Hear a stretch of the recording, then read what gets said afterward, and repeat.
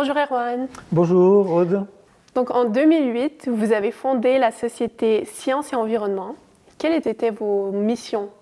Alors nos missions ont été d'accompagner des entreprises dans leur volonté de mettre en place davantage de durabilité dans leurs activités de production de produits, alors surtout des produits de consommation, puisque j'ai travaillé pour des sociétés comme L'Oréal, comme Nestlé, comme Procter & Gamble, comme les laboratoires Expansience.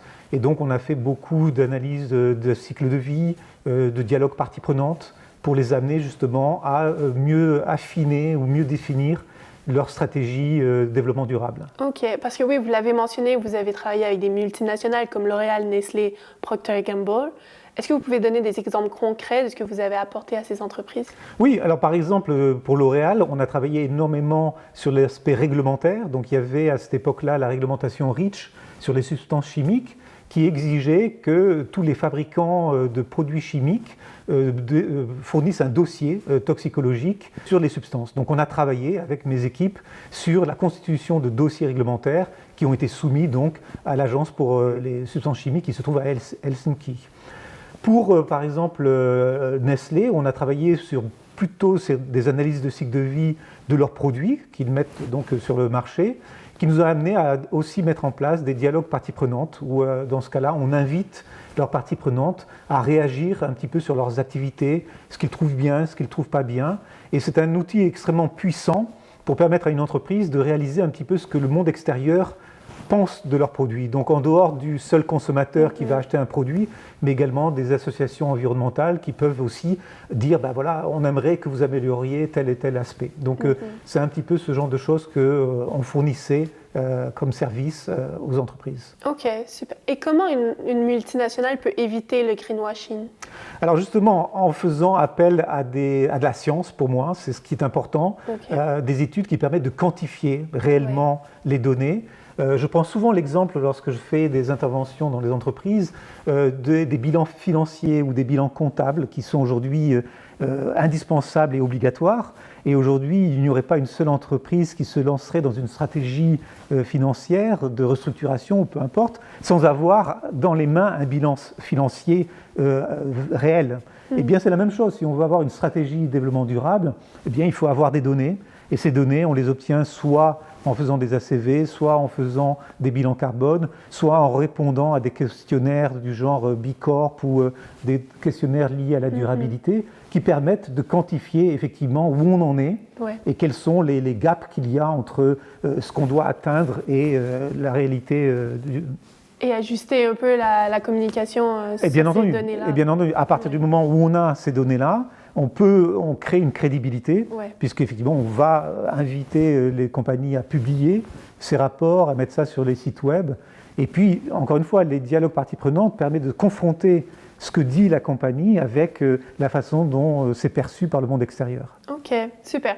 Et ce serait quel levier qui serait important à prendre en compte si une entreprise, par exemple, voulait être plus durable? Alors, je reviens un petit peu sur les mêmes outils. Si une entreprise aujourd'hui veut être plus durable, qu'elle n'y a jamais vraiment consacré trop de temps, il y a aujourd'hui des outils comme par exemple les schémas Bicorp ou les rapports de durabilité. On en a entendu beaucoup parler avec la CSRD que la Commission européenne a voulu mettre en place. Et donc ce sont des questionnaires qui touchent à la fois sur le côté social, sur le côté environnement, sur le côté gestion du personnel, relations avec les parties prenantes. Et en répondant à ces questions, on arrive à évaluer la maturité d'une entreprise vis-à-vis de ces questions de durabilité. Donc des outils, il en existe à profusion. Ce qui est important, c'est d'avoir le bon interlocuteur qui va vous accompagner dans l'évaluation des réponses, parce que les réponses, c'est toujours facile de les faire, mais il faut vérifier effectivement que derrière, il y a quelque chose de réel, de sérieux. Ok, donc ça, c'est quelque chose que vous faites en ce moment avec votre société Net Zero Impact et que vous l'aviez fait aussi avec Science et Environnement. Sur quoi vous travaillez en ce moment? Alors, en ce moment, j'ai deux gros projets qui m'occupent beaucoup. Il y en a un, c'est avec un client, c'est avec Life Science, le Merck Life Science, qui est une compagnie mondiale qui fabrique et met sur le marché des substances chimiques, mais également des produits médicaux, et qui aujourd'hui a fait appel à moi pour mettre en place une nouvelle proposition de la Commission européenne qui concerne la mise sur le marché de substances plus sûres et plus durables dans le cadre du schéma qui s'appelle Safe and Sustainable by Design Chemicals, et qui nécessite de faire à la fois une évaluation des dangers, des risques, mais également de la durabilité. Il y a même un volet social et économique. Donc c'est un schéma extrêmement complexe qui fait appel à beaucoup d'expertise, et donc je les accompagne à mettre en place cette démarche. Puis un deuxième projet qui me tient très à cœur et qui est lié un petit peu à tout ça, et qui est un peu la conclusion de mon activité professionnelle en tant que toxicologue de l'environnement, où je me rends compte qu'aujourd'hui ce domaine, ce secteur, fait très peu appel aux technologies nouvelles comme les bases de données ou les data science, mais également l'intelligence artificielle, pour essayer de gérer la complexité qu'il y a derrière la collecte d'informations sur ces substances. Aujourd'hui, si on veut évaluer l'impact environnemental ou de la santé humaine d'une substance chimique, on doit faire appel à des experts qui vont passer des semaines, voire des mois, à chercher des données dans des bases de données diverses et variées, à analyser les données, les interpréter. Et finalement, c'est un travail absolument phénoménal et qui est aussi susceptible d'erreurs, puisque ça dépend de l'expertise. Voilà, l'erreur est humaine.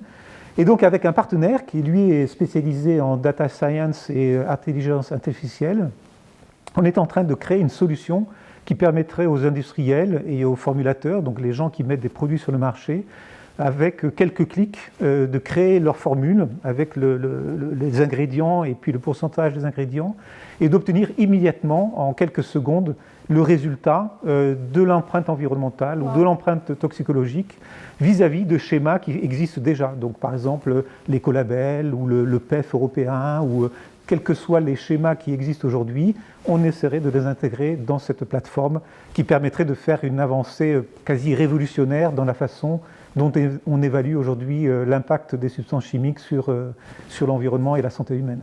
Wow, ce serait formidable de l'avoir en seconde au lieu de passer des semaines, voire des mois.